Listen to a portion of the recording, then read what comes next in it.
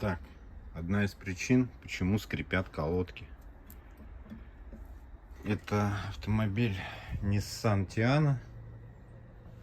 Чуть-чуть уже какого-то старенького года. Точно сейчас не скажу, не помню.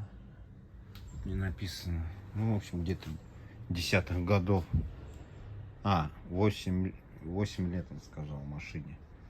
Где-то года 15-14, что-то около этого.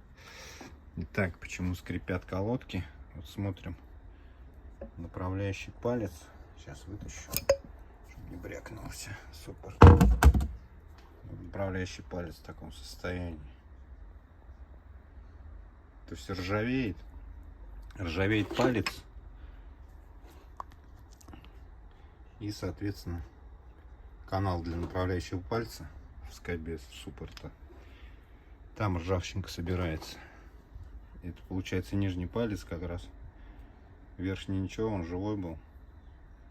Под пыльником чуть-чуть вот начало. Это с улицы. Но это не страшно, учитывая, что 2 года назад менял колодки. Но еще продержалась.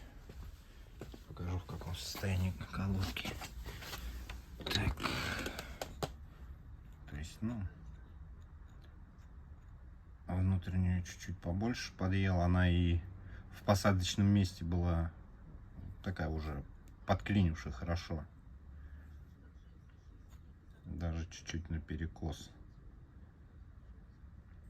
Ну, не страшно, еще поработают. Надо сейчас все очищать, отмывать. Так, сам суппорт живой.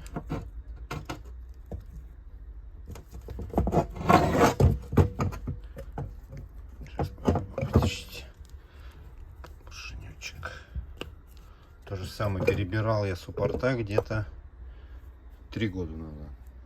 То есть все отлично. То есть, в общем, тормоза работали, и расход топлива повысился. Владелец сказал. Это та же самая, вот одна из причин, что начинает маленько больше бензина жрать. Это вот машина едет на тормозах, получается. И этого не чувствуете. Она вроде едет, вроде тормозит, когда надо, но при этом не должно быть такого. То есть вот эту грязь надо обязательно убирать. В сервисах, как правило, это не делают, меняют новые пальцы, ставят, либо на эту грязь смазки намазывают, запихивают и отправляют в добрый путь. То есть человек приезжает менять колодки, соответственно, никто возиться, там что-то чистить, отмывать не будет. Все надо побыстрее, человеку надо побыстрее, а соответственно мастер не заинтересован. Так, щеточкой, может, пройдет слегка. А в общем, душу вкладывать не будет в работу. Будет еще много видео интересных по этому поводу. Занимаюсь уже 15 лет этим делом. Поэтому уже 16-й пошел, можно сказать. То, что я делаю, я знаю, что я делаю.